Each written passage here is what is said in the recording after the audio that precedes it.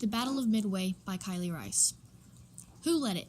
U.S. admirals Chester Nimitz, Frank Fletcher, and Raymond A. Spruance led the battle for the United States. Japan admirals Azaruko Kamamoto, Chuichi Nagumo, Nobute Kondo led the battle on the side of Japan. When did it happen? The battle began on June 4, 1942, and lasted until June 7, 1942. What happened? It all started when Admiral Chuichi Nagumo launched a raid on Midway Island with almost the entirety of the Japanese Navy. The admiral's plan was to finish off the United States Navy. On June 4, 1942, Nagumo launched his first strike with 108 aircraft. This did significant damage to United States installations at Midway. The United States struck back with little damage but sacrificed 65 aircrafts.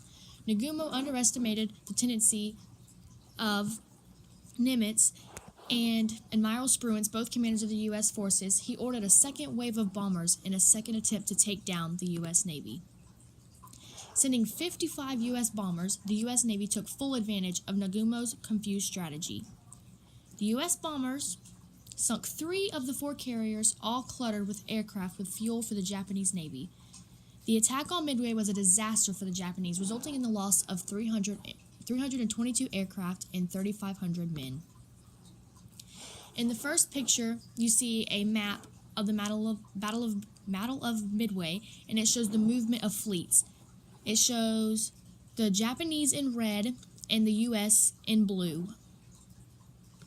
The second picture is a Japanese carrier being taken down by the U.S. bombers. The third picture is a picture of one of the U.S. bombers that took down the Japanese carriers.